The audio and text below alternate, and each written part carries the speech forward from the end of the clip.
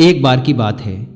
पुराने जापान के सबसे बड़े और प्रसिद्ध बौद्ध मठ में एक जवान बौद्ध भिक्षु रहता था, जो कि उस समय के सबसे विख्यात और सम्मानित जैन मास्टर का शिष्य था। वह बौद्ध मठ में जैन मास्टर की सेवा करता और उनसे जैन की शिक्षाएं लेता, वह उनका अभ्यास करता। वह नौजवान बौद्ध भिक्षु बहुत ही होशियार, मेहनती और अपने कार्यों के प्रति ईमानदार था। वह जैन मास्टर के द्वारा दी गई हर एक शिक्षा का पूरे लगन के साथ अभ्यास करता और पूरी ईमानदारी के साथ उनका पालन भी करता।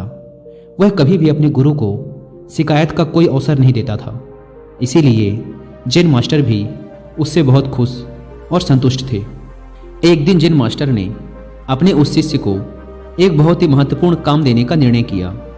उन्होंने शिष्य को अपने पास बुलाया और उसके हाथों में एक पत्र देते हुए कहा, तुम्हें इस पत्र को जितना जल्दी हो सके क्योटो शहर में रह रहे इसके असली मालिक तक पहुंचाना है। लेकिन याद रहे, किसी भी हालत में यह पत्र तुमसे खोना नहीं चाहिए और ना ही किसी दूसरे व्यक्ति के हाथ लगना चाहिए।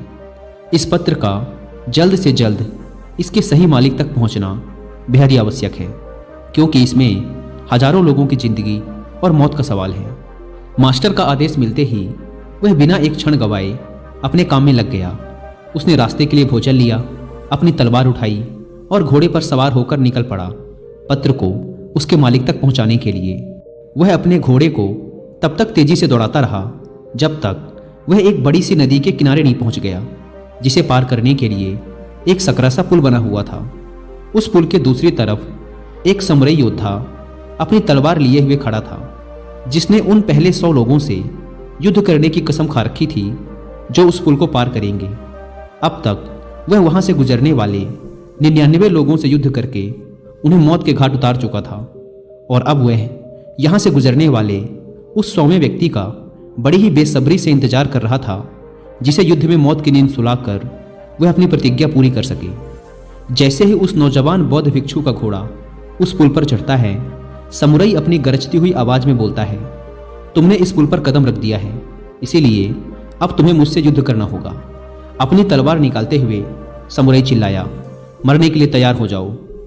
अपनी मौत को अपनी तरफ आता देख वो बौद्ध भिक्षु अंदर ही अंदर बहुत डर गया। लेकिन तभी उसे अपने गुरु की बात याद आती है कि पत्र बहुत महत्वपूर्ण है, यह किसी दूसरे व्यक्ति के हाथ नहीं लगना चाहिए। वह समुराई से पत्र की महत्वता के बारे में बताता है और उससे प्रार्थना करता है कि वो उसे उस पत्र को उसके गुरु तक वापस पहुंचा देने दे, और वह वचन देता है कि पत्र वापस करने के बाद वह जरूर उससे युद्ध करने वापस आएगा। समुराई उसकी बात मान लेता है और उसे वापस जाने देता है। पूरे रास्ते भर उस पुल पर हुई घटना के बारे में सोचते सोचते वह कब आश्रम पहुंच जाता है उसे पता ही नहीं चलता। आश्रम पहुंचते ही वह तुरंत जैन मास्टर के पास जाता है और उन्हें सारी घटना कह सुनाता है, इस उम्मीद में कि शायद मास्टर उसकी मदद करेंगे। लेकिन पूरी बात सुनने के बाद मास्टर सिर्फ इतना ही कहते हैं, मेरे पास ऐसा कोई तरीका नहीं है जिससे तुम एक समुराई योद्धा को तलवारबाजी में हरा सको, इसीलिए तुम्हारी मौत तो निश्चित है। लेकिन हाँ, मैं तुम्हें मृत्यु का सामना करने का सबसे अच्छा तरीका जरूर बता सकता हूँ। जब तुम उस पुल पर पहुँचो तो अपनी तलवार को अपने सर के ऊपर उठाना और अपनी आंख बंद कर लेना और पूरी शांति के साथ खड़े होकर इंतजार करना। जब तुम्हें महसूस हो कि कुछ ठंडी चीज तुम्हारी खोपड़ी को छू रही है, तो यही तुम्हारी मृत्यु होगी। इसके बाद वह नौजवान बौद्ध भिक्षु दोबारा अपने सफर पर निकल पड़ता है। इस बार वह अपनी मौत का सामना करने के लिए पूरी तरह से तैयार था। इस बार ना तो उसके अंदर कोई घबराहट थी और ना ही किसी प्रकार का डर। जब वह उस पुल पर पहुंचता है जहां समुराई उसका इंतजार कर रहा था, तो वह ठीक वैसा ही करता है जैसा मास्टर ने उससे कहा था। वह अपने दोनों हाथों से तलवार को सिर के ऊपर उठाता है और आंख बंद करके मौत के ठंडे स्पर्श का इंतजार करने लगता है। जब समुराई उस नौजवान बौद्ध भिक्षु को ऐसी अवस्था में देखता है, तो वह समझ जाता है कि जरूर यह भिक्षु किसी सच्चे महान गुरु से मिलकर आया है, क्योंकि उसने आज से पहले आंख बंद किए हुए तलवारबाजी की ऐसी मुद्रा और लड़ाई से पहले चेहरे पर इतनी शांति कभी नहीं देखी थी। उसने ध्यान से देखा, भिक्षु के चेहरे पर ना तो मौत का डर था और ना ही किसी प्रकार की कोई घबराहट।